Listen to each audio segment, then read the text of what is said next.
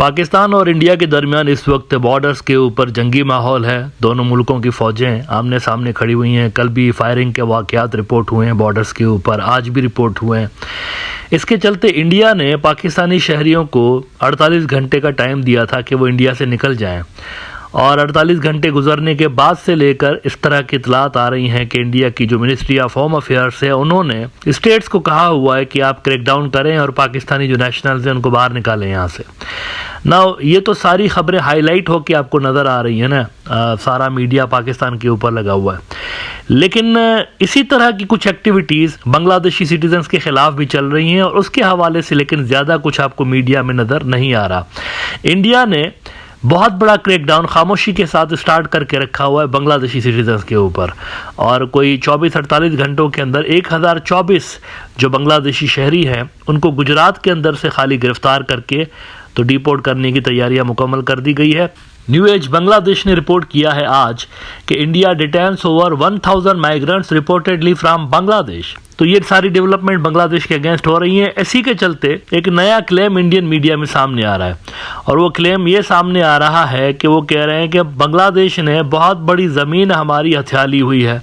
चुपके से उन्होंने हमारी बहुत बड़ी ज़मीन के ऊपर कब्जा कर लिया है। आज ये अनोखा जो क्लेम है इंडियन मीडिया के अंदर पब्लिश हुआ है। द फेडरल इंडिया का बड़ा न्यूज़ आउटलेट है, इन्होंने रिपोर्ट किया है कि has Bangladesh grabbed Indian land, here is what activist Kriti Roy says in a startling claim. Rights activist Kriti Roy says Bangladesh is occupying Indian villages as BSF stands by is daily listening. और फिर जब उनसे पूछा गया इसके बारे में तो वो जवाब दे रहे हैं कि yes, Indian land is occupied in many places. We have filed hundreds of complaints with the West Bengal government, the central government, NHRC and even the Supreme Court. Over 400 villages have reported their agricultural land being inaccessible due to Bangladeshi occupation. These are not across the border lands, they lie well within the Indian side, registered under Indian villagers with documents like dag numbers and khatiyan numbers. और फिर जब उनसे पूछा गया are you saying Bangladeshi people are cultivating Indian land, तो वो कहते हैं yes, in several areas Bangladeshi nationals are cultivating land that officially belongs to Indian citizens. The administration knows this but remains inactive. Both BJP center and Trinamool state governments have failed to address this. To the villagers, all governments past and present look the same. अब इन दावों में किस हद तक सच्चाई है? The answer is zero सच्चाई है इसके अंदर। ये प्रोपेगेंडा है। वो इंडियन BSF जो कि एक शहरी, एक फॉर्मर को इंडियन बॉर्डर के करीब आने पर भी गोली मार देते हैं। डू यू रियली थिंक कि वो बांग्लादेशी फार्मर्स को इतनी बड़ी ज़मीन दे देंगे अपनी कि ये लो और इस पर खेती बाड़ी करो? 400 विलेजेस वो बता रहे हैं, वेस्ट बंगाल के 400 villages. Can you imagine? 400 villages की ज़मीनें वो कह रहे हैं कि बांग्लादेश ने हथिया ली हुई है। ये प्रोपेगेंडा है बेसिकली, और आई एम अफ्रेड के इसमें एक साजिश की बू भी आ रही है। अच्छा, वो कैसे? वो यूं कि इस वक्त नरेंद्र मोदी साहब की जो सरकार है वो ह्यूमिलिएट हुई पड़ी है। पाकिस्तान से इन्होंने पंगा तो ले लिया हुआ है, लेकिन अब प्रॉब्लम यह है उनको समझ में नहीं आ रहा कि रेस्पॉन्ड कैसे करना है। और इसके चलते नरेंद्र मोदी साहब की अपनी जो इमेज है, स्ट्रॉन्ग मैन वाली इमेज जिसके तहत वो जीतते रहते हैं, उनको इसी का वोट मिलता है, स्ट्रॉन्ग मैन तो लाल आंख।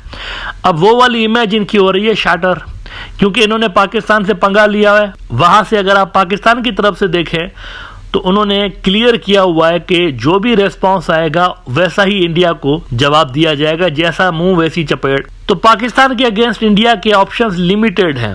ऐसे में डर इस बात का है कि हो सकता है कि ये मामलात को घुमा फिरा के बांग्लादेश की तरफ डाइवर्ट कर दे, और जिन जमीनों की ये बात कर रहे हैं कि ये इंडियन जमीनें हैं, जो कि इंडियन नहीं है बेसिकली, वो बांग्लादेशी जमीनें हैं, उनके ऊपर ये हक जताने की कोशिश कर सकते हैं और उनके हवाले से ये कोई कार्रवाई करने की कोशिश कर सकते हैं ह्यूमिलिएशन मिटाने के लिए। नरेंद्र मोदी साहब को रिस्पॉन्ड तो करना है ना, वरना क्या बनेगा बीजेपी की इमेज का?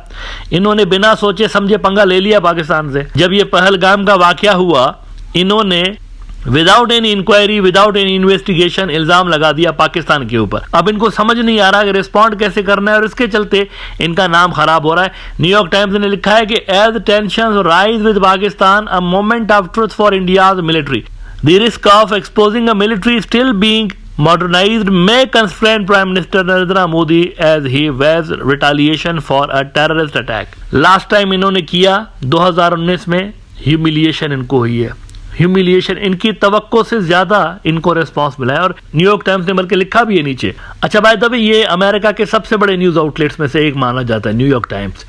द लास्ट टाइम वो कहते हैं the last time the perpetual tensions between India and Pakistan escalated into a face-off, Indian officials were forced to confront an uncomfortable reality. The country's huge military was bloated, antiquated, and unprepared for imminent threats at its border. The humiliating downing of an Indian jet by Pakistan in 2019 injected new urgency into India's modernization efforts. Prime Minister Narendra Modi poured billions of dollars into the military, sought new international partners for arms purchases, and pushed to expand defense manufacturing capacity at home.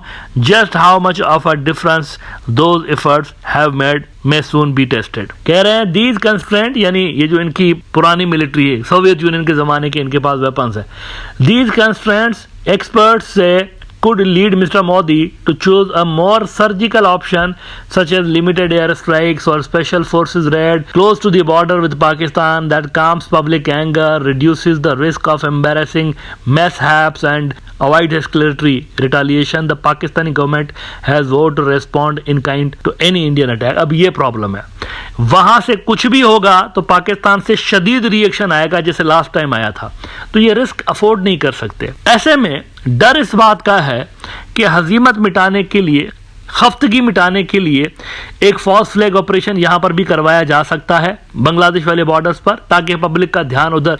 देखें bottom line यही है, भक्तों को शांत करना है, भक्तों के गुस्से को शांत करना है। पाकिस्तान से लड़ने में जो थ्रेट लेवल है इट्स ह्यूज, बहुत बड़ा थ्रेट लेवल है, इनको भी पता है जंग स्टार्ट हुई तो ये कंट्रोल नहीं कर सकते, तो आसान ऑप्शन फिर बांग्लादेश बचता है। तो खतरा इस बात का है कि ये बांग्लादेश वाली साइड पर या तो फॉल्स फ्लैग ऑपरेशन कर सकते हैं, या इसी तरह के जो क्लेम्स हैं कि हमारे 400 देहातों की जमीन जो है वो बांग्लादेश के पास है, 400 गांव की जो जमीन है हमारी, जैसा कि प्रोग्राम के शुरू में मैंने आपको रिपोर्ट्स दिखाई, तो हो सकता है कि उनके ऊपर कोई कार्रवाई ये करें और पब्लिक का ध्यान ये वहां पर हटाने की कोशिश करें। इन इम्कानात को खारिजुल इम्कान करार नहीं दिया जा सकता।